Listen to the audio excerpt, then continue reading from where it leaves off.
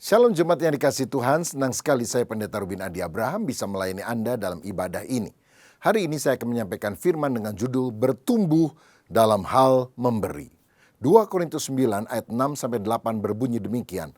Camkanlah ini, orang yang menabur sedikit akan menuai sedikit juga, dan orang yang menabur banyak akan menuai banyak juga.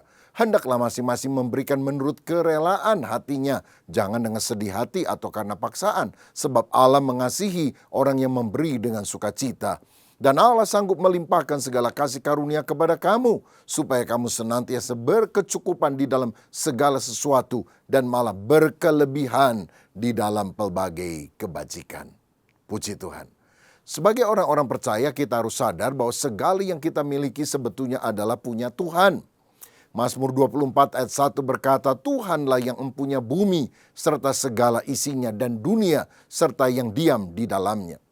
Sebetulnya kita hanya punya hak pakai, kita tidak punya hak milik.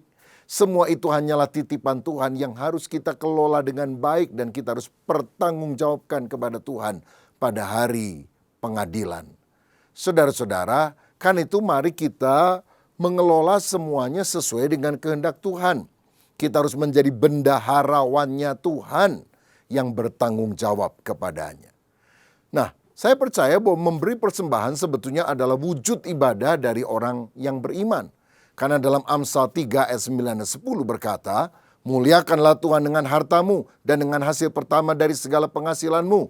Maka lumbung-lumbungmu akan diisi penuh sampai melimpah-limpah dan bejana pemerahanmu akan meluap dengan air buah anggurnya.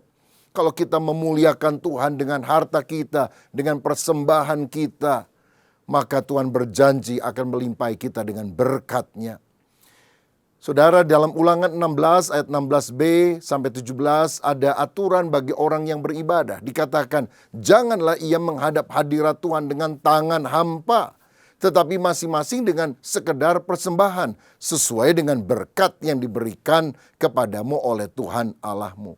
Jadi kalau kita beribadah, jangan dengan tangan kosong. Harus memberi persembahan. Soal besarnya itu sesuai dengan kadar takaran kemampuan masing-masing.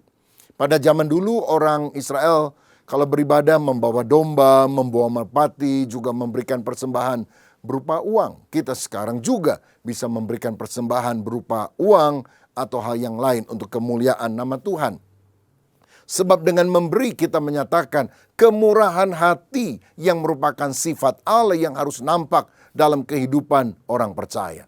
Ada ungkapan yang berkata, you can give without loving, but you can love without giving. Engkau dapat memberi tanpa cinta, tapi engkau tidak bisa mencintai tanpa memberi. Alkitab berkata, karena begitu besar kasih Allah akan dunia ini, sehingga dikaruniakannya anaknya yang tunggal. Bapa Surgawi mengasihi dunia ini dan Dia memberikan putra tunggalnya Yesus demi keselamatan kita.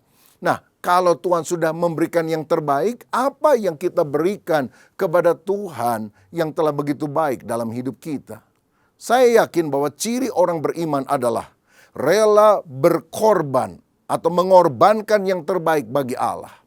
Karena kasih berarti memberi yang terbaik, tidak menghitung-hitung harganya. Nggak hitungan sama Tuhan. Bahkan menyesal mengapa kita tidak bisa memberi lebih baik, lebih banyak dari yang seharusnya kita bisa lakukan. Yaitu kepada orang yang kita kasihi, khususnya kepada Tuhan. Nah, kalau saya baca dalam Alkitab, ternyata konsep memberi itu dibahas sangat luas di dalam Alkitab. Di dalam Alkitab kira-kira ada 1520 ayat tentang persembahan. Bahkan 2/3 dari perumpamaan Yesus itu bicara tentang uang atau harta milik. Ini seringkali bukan merupakan topik yang disukai oleh orang. Apalagi manusia egois yang punya prinsip ekonomi dengan pengorbanan sekecil-kecilnya mendapatkan hasil yang sebesar-besarnya. Nah, tetapi firman Tuhan itu adalah patokan kita. Dan firman Tuhan harus merubah hati manusia yang kikir. Orang Kristen tidak pernah menghayati arti keselamatan seutuhnya bila keinginan untuk memperoleh belum berubah menjadi kesukaan untuk memberi. Sakius ketika bertobat percaya kepada Yesus diselamatkan. Dia berkata, setengah hartaku kubagikan kepada orang miskin. Dari orang yang sangat pelit, kikir, hidup bagi diri sendiri, dia menjadi orang yang generous, murah hati. Jadi cirinya orang yang sudah benar-benar diselamatkan adalah dia menjadi orang yang murah hati karena dia mendapatkan kemurahan dari Tuhan. Nah, dalam 1 Korintus 6 ayat 19-20 ada firman yang juga berkata, "Atau tidak tahukah kamu bahwa tubuhmu adalah bait Roh Kudus yang diam di dalam kamu, Roh Kudus yang kamu peroleh dari Allah, dan bahwa kamu bukan milik kamu sendiri, sebab kamu telah dibeli dan harganya telah lunas dibayar. Karena itu muliakanlah Allah dengan tubuhmu." Kita ini bukan milik kita sendiri, kita adalah milik Tuhan. Jadi bukan hanya 10% yang kita punya adalah milik Tuhan. 100% hidup kita adalah milik Dia. Kita bukan hanya berhutang budi, kita berhutang nyawa, kita berhutang keselamatan. Karena itu kalau kita sadar bahwa Tuhan sudah memberikan yang terbaik, mari kita memberikan hidup kita, harta kita untuk kemuliaan namanya. Saudara, orang Kristen harus bertumbuh secara rohani dalam segala hal. Bertumbuh dalam firman, bertumbuh dalam iman, bertumbuh dalam doa. Tapi satu hal yang kadang jarang dibahas adalah kita juga harus bertumbuh di dalam memberi kepada Tuhan dan sesama. Saudara-saudara, karena Alkitab mengajarkan di mana hartamu berada, di situ juga hatimu berada. Saudara tahu saingan Tuhan yang paling utama apa? Mamon, materialisme. Jadi orang yang sungguh-sungguh mempertuhankan Kristus, dia harus bisa menguasai dirinya dan dia menggunakan harta benda, uang sebagai bawahan, sebagai budak. Ada ungkapan berkata, money is a good servant but a bad master. Uang itu adalah hamba yang baik tapi tuan yang jahat. Tuhan tidak mempermasalahkan apa yang Anda miliki. Tapi apa yang memiliki hati Anda, apa yang menguasai, apa yang mendominasi, itu sangat berbahaya sekali. Martin Luther, seorang reformator besar dari Jerman, pernah berkata, bertobat itu artinya pertama, membuka hati, dan yang kedua, membuka dompet. Karena di mana hartamu berada, di situ juga hatimu berada. Sudahkah engkau membuka hati bagi Yesus? Bagaimana dengan dompetmu? Apakah engkau juga membuka dompet untuk Dia? Nah, saya ingin ajak saudara melihat ada 5 tingkat dalam pemberian. Dan kita harapkan bertumbuh dari level yang pertama sampai yang tertinggi. Yang pertama, ada orang yang memberi karena kewajiban, karena merasa harus. Orang itu memberi karena tahu bahwa hal itu benar untuk dilakukan. Ya, kita harus memberi sesuatu kepada Allah dan gerejanya. Karena orang-orang dalam gereja juga melakukan hal yang sama. Mungkin waktu kita memberi tidak ada sukacita, kadang-kadang kurang rela. Tapi supaya kita tidak malu, rasanya kok nggak enak ya orang kasih persembahan, saya tidak, rasa risih, rasa salah. Jadi kita memberi, tapi ala kadarnya. Kadang-kadang kita juga ngomel kalau ada pendeta yang khotbah tentang uang, tentang persembahan. Malah kita berkata, wah itu pendeta mata duitan. Nah, berarti kita seringkali masih berada di level yang paling bawah, saudara. Mari kita maju, mari kita bertumbuh di dalam pemberian. Sederhananya begini, kalau saudara tiap kali ke gereja kasih persembahan cuma Rp5.000, naikin jadi Rp10.000. Kalau udah Rp10.000, Rp20.000, Rp50.000, Rp100.000, bahkan lebih, saudara sekalian. Itu artinya kita mengalami pertumbuhan. Masa ada orang Kristen katanya cinta Tuhan kasih persembahan lebih besar untuk biaya parkir daripada untuk Tuhan. Emang Tuhan tuh nggak parkir? Nah saudara, kalau saya ke Amerika saya lihat sekarang tips ketika kita makan di restoran itu rata-rata 20%. Pada di Alkitab persepuluhan atau tithe dalam bahasa Inggris itu disebutkan hanya 10%. Jadi ada hamba Tuhan yang bergurau, udahlah kalau ke gereja jangan kasih tithe persepuluhan, kasih tip aja katanya. Karena tip lebih besar daripada tithe atau persepuluhan. Ini menunjukkan bahwa sebetulnya kita mesti mengupgrade kapasitas kita di dalam memberi persembahan. Ya, jangan pakai lagu lama. Aku masih seperti yang dulu. Dulu kasih 1.000 perak sampai akhir zaman 1.000 perak. Wah, nggak ada kemajuan itu namanya, saudara. Yang kedua, memberi dengan rela tapi sedikit jumlahnya. Ayat 7 tadi berkata, Allah mengasihi orang yang memberi dengan sukacita. Nah, Tuhan memang mengasihi orang yang memberi dengan sukacita, dengan rela. Dan orang seperti ini biasanya tidak mengkritik pendeta yang khotbah tentang uang.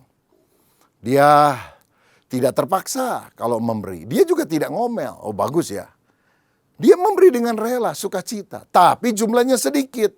Makanya itu dia tidak merasa terpaksa. Sedikit yang dikasih. Jadi nggak apa-apalah dibandingkan dengan apa yang mereka miliki. Nah, kadang orang di level kedua ini protes bila gereja mencantumkan nama dan jumlah sumbangan seseorang terhadap satu proyek tertentu dalam gereja. Bukan apa, karena dia lihat jumlah sumbangannya sedikit dibandingkan dengan orang lain, saudara sekalian. Saya mau katakan demikian, rela saja tidak terlalu banyak menolong untuk pengembangan gereja atau pekerjaan Tuhan. Seperti misalnya orang yang menemukan ada pejalan kaki di padang gurun yang hampir mati kehausan. Lalu dia membuka tempat airnya dan dengan sukacita, sukarela dia memberikan minum kepada orang yang kehausan di padang pasir itu dengan 1 tetes air. Rela tapi cuma 1 tetes. Apa gunanya, saudara-saudara? Nah, jadi kita harus memikirkan bagaimana kita mesti bertumbuh di dalam persembahan. Banyak orang berpikir bahwa gereja harus tetap eksis, seluruh programnya harus jalan, wow, misi persembahannya harus banyak. Tapi dia sendiri tidak mensupport untuk hal tersebut. Pada gereja punya banyak kebutuhan. Untuk operasional gedung saja, untuk para full timer saja, tentu perlu biaya yang besar. Nah, kadang-kadang ada orang pikir begini, pendeta harus segagah burung Raja Wali. Tapi kalau makan seperti burung pipit sajalah yang kecil. Saudara, ini kan sesuatu yang tidak fair. Karena gereja juga membutuhkan banyak biaya. Semakin besar gereja tersebut, semakin banyak pelayanannya. Semakin banyak juga biaya yang dibutuhkan. Bagaimana kita bisa bertumbuh dalam hal persembahan? Coba saudara satu kali buat daftar pengeluaran selama 1 minggu. Misalnya, minggu ini untuk makan berapa, untuk belanja berapa, untuk transportasi berapa, mungkin untuk biaya rekening listrik, rekening air, rekening telepon, cicilan ini dan itu, beli pakaian atau hal yang lain berapa. Dan saudara coba jumlahkan, dibandingkan dengan persembahan yang kau beri selama minggu ini atau selama bulan ini kepada Tuhan. Maka mungkin angkanya akan sangat jauh berbeda. Dan bisakah kita berkata, hidupku adalah bagi Tuhan, segala-galanya untuk Engkau. Tapi kita tidak mau bertumbuh di dalam hal memberi persembahan. Karena jumlahnya sangat kecil sekali. Saudara, sungguhkah kita benar-benar gembira melihat jumlah yang dapat kita berikan untuk melebarkan kerajaan Allah? Saya tahu bahwa nominal atau jumlah uang itu berbeda nilainya bagi setiap orang. Misalnya, bagi satu orang tertentu, 100.000 rupiah itu besar. Bagi orang lain, biasa aja. Bagi konglomerat, 100.000 kecil sekali, saudara-saudara. Jadi, bukan soal berapanya, nominalnya. Tapi hitung proporsinya. Perbandingan apa yang kita persembahkan kepada Tuhan dibandingkan dengan yang kita gunakan untuk hal yang lain. Jadi, sederhananya gini, kalau saudara memberi persembahan 100.000 rupiah pada uangmu 1 juta, berarti itu kan 10%. Kalau saudara memberi persembahan 1 juta rupiah, itu kan lebih besar dari 100.000 kan. Tapi uang saudara 5 miliar, maka 1 juta itu tidak ada artinya secara proporsional dibandingkan dengan orang yang memberikan 100.000 ketika uangnya adalah 1 juta. Nah, saudara-saudara, Alkitab memberikan contoh ada seorang janda yang memberikan persembahan hanya 2 peser. Hanya uang yang sangat kecil sekali. Tapi Yesus memuji dia dan berkata, dia memberi lebih banyak dari semua orang lain yang telah memberi persembahan. Karena dia memberi segala-galanya yang dia miliki. Seluruh penghasilannya dia berikan kepada Tuhan. Jadi Tuhan bukan lihat hanya nominalnya, tapi terutama proporsinya dibandingkan dengan jumlah keuangan kita yang lain. Saya teringat satu kali Ada gereja mitra kita di kota Banjar sedang membangun, saudara, renovasi. Dan jemaat didorong untuk memberikan persembahan. Nah, satu kali ada seorang tukang beca datang kepada gembala di hari biasa ya. Dan dia bilang, "Pak Pendeta, ini uang persembahan untuk pembangunan gedung gereja. Ini tabungan saya, celengan selama 3 tahun saya mengayuh beca. Karena saya ingin memperbaiki rumah saya yang roboh, yang hampir roboh. Tapi ketika kita dengar gereja harus direnovasi, saya ingin mengutamakan Tuhan terlebih dahulu." Aduh, pendeta jadi tidak enak. Dia bilang, "Sudahlah Pak, biarlah yang lain saja yang nyumbang. Kamu jangan, kamu juga kan banyak keperluan." Dia bilang, "Loh, ini kan bukan buat Bapak Pendeta, ini untuk Tuhan, untuk gerejanya. Saya memberi dengan rela kok Pak, dengan sukacita." Dia kasih seluruh celengannya. Hasil jerih payah keringatnya 3 tahun. Apa yang terjadi? Beberapa hari kemudian hujan badai terjadi di kota itu. Dan dari seorang jemaat dia dengar, "Pak Pendeta, dengar nggak? Rumah dari tukang beca yang kasih persembahan beberapa hari yang lalu rubuh, ditiup angin." Waduh, kaget pendetanya. Segera setelah hujan reda, dia datangi untuk memberikan penghiburan kepada tukang beca itu. Tetapi tukang beca itu bilang apa? "Pak Pendeta, tidak apa-apa. Tetap uangnya digunakan untuk pembangunan gereja. Nggak apa-apa rumah saya rubuh. Saya rela tidur di kolong jembatan. Saya rela tidur di bawah daun pohon pisang. Asal gereja Tuhan harus dibangun." Hamba Tuhan tidak tahan menangis. Dia bilang, "Saya datang untuk menghibur Anda, tapi Anda memberikan kata-kata iman yang luar biasa." Saudara, inilah orang yang mengalami pertumbuhan dalam hal memberi. Dan ternyata 1-2 hari kemudian ada tetangganya. Ini bukan orang Kristen lagi. Lihat rumah tukang beca rubuh, dia bilang, "Aduh, kunaon, kenapa katanya rumahnya rubuh?" "Iya, ini kena angin badai." "Bangun lagi dong, duitnya nggak ada." "Udah gini aja, kamu beli perabotan, peralatan, bahan-bahan di toko bahan bangunan. Kamu bangun lagi, minta 1-2 orang tolongin kamu. Nanti biayanya saya yang bayar." Oh, bayangkan saudara, Tuhan bisa gerakan siapa saja menurut maunya dia untuk memberkati anaknya yang tahu memberi dengan sukarela. Yang ketiga adalah orang yang memberi dengan rela kalau diminta. Dia rela nyumbang, ngerti pentingnya memberi untuk mendukung gereja, tapi pasif. Artinya dia tunggu sampai orang lain datang dan menjelaskan kebutuhan atau minta dukungan, baru kemudian dia memberi. Nah, orang semacam ini juga kadang-kadang berjanji ingin memberi, tapi suka lupa, saudara. Dan kadang ingin diingatkan untuk hal tersebut. Saya mau katakan bahwa memberi itu baik, tetapi harus dari inisiatif kita. Jangan hanya menunggu. Apalagi menunda-nunda apa yang kita sudah janjikan. Ingatkah saudara, ketika Abraham menang perang, maka dia membawa persepuluhan kepada Raja Salem, Melkisedek. Abraham yang berinisiatif kasih perpuluhan. Belum ada kewajiban yang mengharuskan. Hukum Taurat itu belum ada karena Musa juga belum lahir. Tapi Abraham karena ucapan syukur kepada Tuhan berinisiatif memberikan persembahan.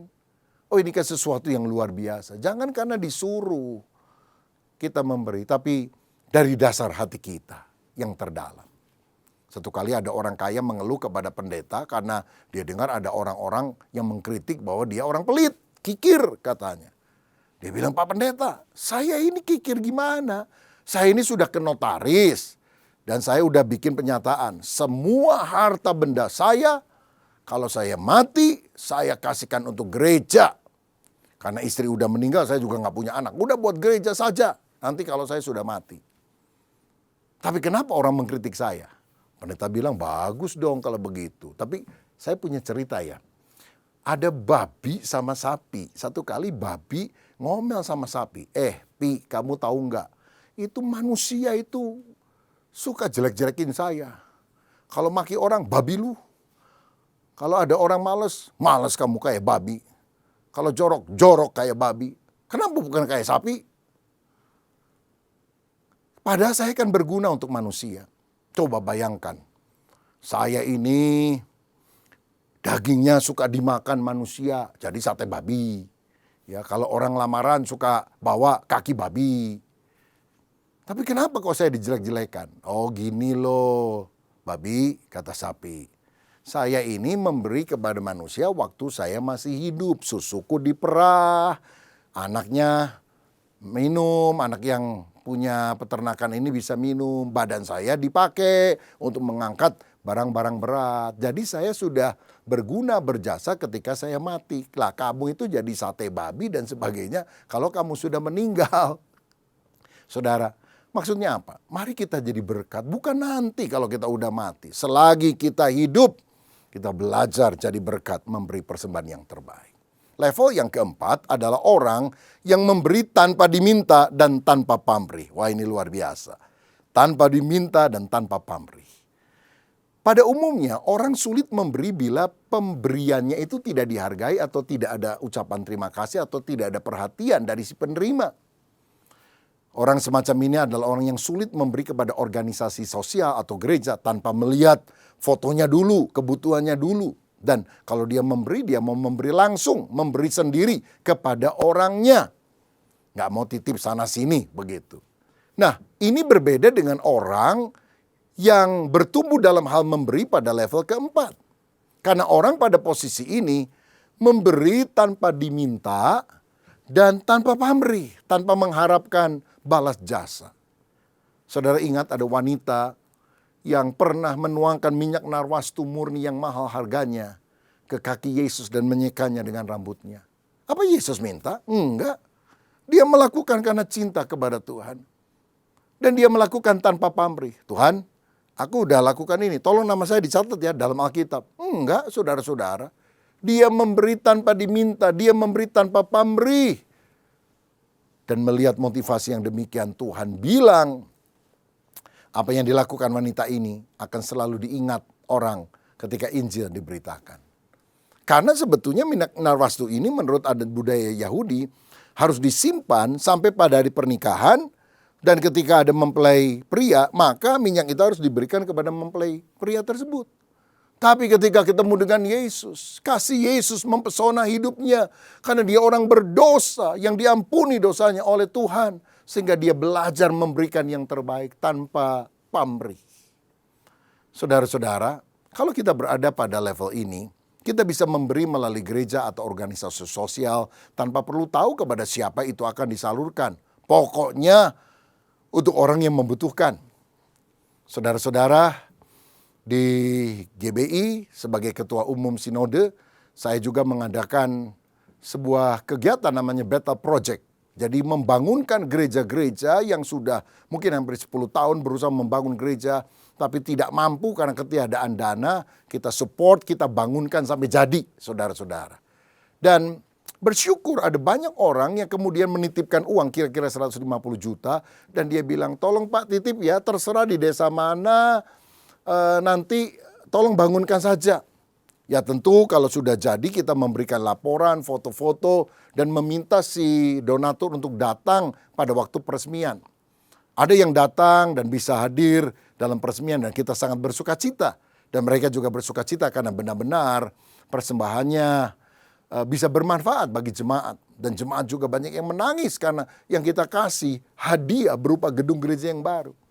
Tapi banyak juga orang yang bilang, sudahlah terserah. Ya terserah desa mana, nggak usah kasih laporan juga nggak apa-apa. Saya bilang, oh tentu kita harus bertanggung jawab memberi laporan.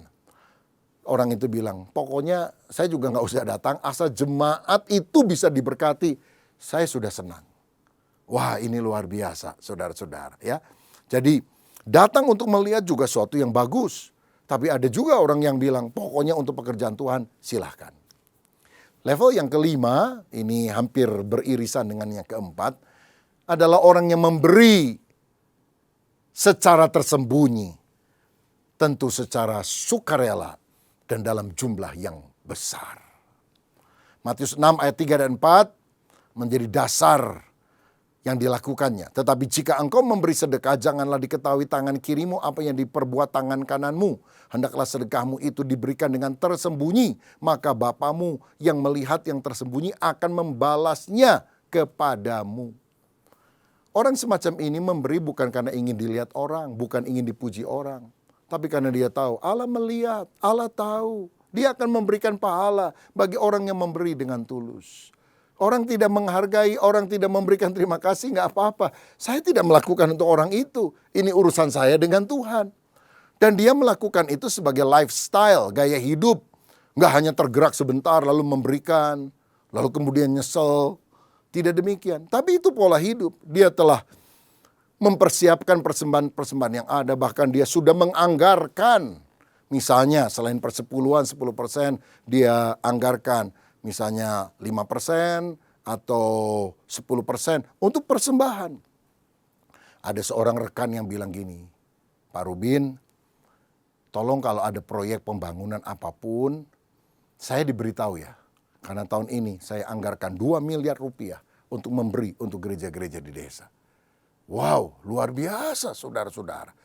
Tapi saya juga harus seksama memberikan pertanggungan jawab supaya apa yang dilakukan itu benar-benar bisa bermanfaat bagi orang yang menerimanya tentunya. Ya. Jadi kadang saya juga lihat ada orang ketika masa pembangunan misalnya, aduh kita masih kurang berapa ratus juta, tiba-tiba ada uang masuk ke akun gereja dan tidak tahu siapa yang mengirimnya. Karena transfer tunai dan tidak ada nama pengirimnya, saudara-saudara. Dan orang semacam ini adalah orang yang memberi dalam jumlah besar sebagai gaya hidup dan dia melakukannya karena Tuhan. Saya melihat selama bertahun-tahun istri saya seringkali menitipkan uang kepada orang-orang tertentu dan dia bilang, saya titip ya berkat, kamu boleh kasih siapa saja yang memang kamu pikir membutuhkan, nggak usah lapor saya lagi dan tidak perlu kasih tahu saya yang memberi. Saya ingin memberi supaya orang itu terberkati. Saudara-saudara, dan saya melihat ketika istri saya melakukan itu dari tahun ke tahun, selalu ada berkat yang Tuhan berikan. Bukan karena kita tawar-menawar begitu, saya kasih ini nanti saya dapat ini. Enggak, tapi ketika kita memberi dengan tulus, Tuhan juga mau menjadikan kita saluran berkat kepada banyak orang. Karena itu saya dorong saudara, bertumbuhlah di dalam hal memberi dari level 1, kedua, 3, 4, dan 5. Kalau saudara lupa lagi apa levelnya, dengarkan khotbah ini sekali lagi. Saudara bisa putar ulang supaya kita bisa bertumbuh di dalam Tuhan. Nah terakhir, apa akibatnya kalau kita memberi dengan sukacita, sukarela, dan juga memang dalam jumlah yang pantas untuk mensupport pekerjaan Tuhan. Pertama, Allah akan membalasnya berlipat kali ganda. Sehingga kita berkecukupan, bahkan berkelimpahan dalam segala kebajikan. 2 Korintus 9 ayat 6, camkanlah ini, orang yang menabur sedikit akan menuai sedikit juga. Tapi orang yang menabur banyak akan menuai banyak juga. Memberi sedikit, diberkati sedikit. Memberi banyak, Tuhan kasih lebih limpah. Lukas 6 ayat 38. Berilah dan kamu akan diberi suatu takaran yang baik, yang dipadatkan, yang digoncangkan, dan yang tumpah keluar akan dicurahkan ke dalam ribaanmu. Sebab ukuran yang kamu pakai untuk mengukur akan diukurkan kepadamu. Saudara, memberi menyebabkan berkat Allah mengalir. Saya ingat satu kali ada seorang dokter muda lagi praktek di kampung, saudara. Satu kali dia rasa haus sekali di jalan. Dia pengen minum, dia nggak punya uang, saudara-saudara. Lalu dengan rasa malu dia ketok satu rumah terdekat. Lalu seorang ibu muncul, dia tanya, ada apa anak muda? Aduh mohon maaf ibu, saya ini haus sekali, boleh nggak saya minta segelas air? Oh bisa, silakan duduk. Saudara, ibu itu masuk ke dapur dan tidak lama dia memberikan segelas air susu segar. Lalu dia bilang, silakan minum. Setelah habis, dokter muda ini bilang, berapa saya harus bayar ya untuk segelas susu ini? Oh gratis, saya memberi dengan sukacita. Lain kali kalau kamu kehausan, kamu ketok aja rumah saya akan kasih susu yang lain, katanya. Saudara-saudara, orang itu pulang, Dan bertahun-tahun kemudian dokter muda ini sudah menjadi seorang dokter yang berpengalaman dan karirnya sukses. Sampai satu kali ada seorang ibu tua yang harus dirawat di kota. Dan penyakitnya berbahaya, harus dirawat cukup lama dengan biaya yang sangat besar. Dan ketika dia sudah selesai perawatan, dia mau keluar, dia kaget melihat biaya administrasi yang harus dia bayarkan itu jutaan, besar sekali. Dia nggak punya uang. Tapi waktu dia teliti di bawahnya, ada cap lunas dan ada tulisan harga segelas susu. Dia bingung apa yang terjadi. Dokter itu kemudian muncul dan dia bilang, aku tidak pernah lupakan apa yang kau perbuat ketika aku masih muda dan tidak punya uang sama sekali. Engkau memberi aku segelas susu padahal aku hanya minta air bening biasa. Dan ketika engkau datang ke sini untuk diobati, penyakitmu parah, biayanya besar. Saya tergerak untuk memberikan apa yang saya bisa. Ilmu saya, kemampuan saya, dan saya bisa. Dan saya juga membayarkan biaya untuk obat dan biaya untuk rumah sakit ini. Terima kasih Ibu untuk ketulusanmu memberikan aku segelas susu. Pulanglah, sehatlah, sembuhlah. Dan tidak usah pikir soal biaya. Sebab semuanya sudah lunas. Karena itu adalah harga segelas susu. Wow, luar biasa. Saudara-saudara, kalau kita memberi dengan sukacita, berkat Allah akan dilimpahkan. Maliahi 3 ayat 10, bawalah seluruh persembahan persepuluhan itu ke dalam rumah perbendaharaan, supaya ada persediaan makanan di rumahku, dan ujilah aku, firman Tuhan semesta alam. Apakah aku tidak membukakan bagimu tingkap-tingkap langit dan mencurahkan berkat kepadamu sampai berkelimpahan? Kalau kita belajar memberi yang terbaik untuk Tuhan, tingkap langit dibuka, berkat Allah dilimpahkan kepada kita. Kita akan kaya, dicukupi secara materi. Istilahnya kaya secara tubuh dalam tanda kutip. Tapi yang kedua berkatnya adalah Allah memberikan hati yang berkemurahan kepada kita. 2 Korintus 9 ayat 11, kamu akan diperkaya dalam segala macam kemurahan hati yang membangkitkan syukur kepada Allah oleh karena kami. Saudara, kalau kita memberi, maka kemurahan hati, generosity ada dalam hidup kita. Itulah watak yang kita miliki, mencontoh dari watak Bapa Surgawi, mencontoh dari watak Kristus, di mana Kristus juga ingin menjadi saluran berkat bagi banyak orang. Itulah hidup yang berarti, hidup yang luhur dan mulia. Kita bukan hanya kaya harta, tapi miskin jiwa. Tetapi kita juga memiliki kemurahan hati. Artinya bukan hanya kaya materi, kaya tubuh, tapi kaya jiwanya. Dan yang ketiga, yang terakhir, apa yang akan terjadi kalau kita memberi dengan tulus dan sukacita? Allah akan dipermuliakan. 2 Korintus 9 ayat 13. Dan oleh sebab kamu telah tahan uji dalam pelayanan itu, mereka memuliakan Allah. Karena ketaatan kamu dalam pengakuan akan Injil Kristus. Dan karena kemurahan hatimu dalam membagikan segala sesuatu dengan mereka dan dengan semua orang. Kalau kita belajar membagikan sesuatu kepada orang lain, Tuhan akan dipermuliakan. Ayat 11 tadi juga berkata bahwa pemberian kita itu membangkitkan syukur kepada Allah. Kita akan menjadi orang yang menyenangkan hati Tuhan. Itulah kekayaan roh spiritual yang kita miliki. Jadi kalau kita memberi dengan tulus, terus bertumbuh di dalam memberi, kita kaya. Tubuhnya, jiwanya, dan rohnya. Ini doa saya supaya kita menjadi orang yang sungguh-sungguh bertumbuh di dalam hal memberi dan kaya di dalam Tuhan. Tuhan Yesus memberkati. Saudara yang mau bertumbuh dalam hal memberi, mari taruh tanganmu di dada. Saya mau berdoa untuk Anda. Bapak Surgawi, terima kasih untuk kesempatan kami dapat memuji dan memuliakan nama-Mu dan menerima firman-Mu. Kami berdoa pada hari ini ya Tuhan, anak-anak-Mu yang sudah mendengarkan firman, segala roh kikir, pelit dicabut dalam nama Yesus. Dan berikan kepada kami hati Bapa Surgawi, hati yang penuh dengan kemurahan, suka memberi, mendukung pekerjaan Tuhan, menolong orang-orang yang susah. Terima kasih Bapa. Kami juga mau belajar memberi sehabis kami mendengarkan firman Tuhan ini. Supaya apa yang kami dengar bukan hanya teori, tetapi kami bisa mempraktekkan dalam hidup kami. Dan kami percaya Tuhan akan melimpahi kami dengan kekayaan roh, jiwa, dan tubuh. Karena Allahku akan memenuhi segala keperluanmu menurut kekayaan dan kemuliaannya dalam Yesus Kristus. Demi nama Yesus, haleluya. Amin. Tuhan Yesus memberkati.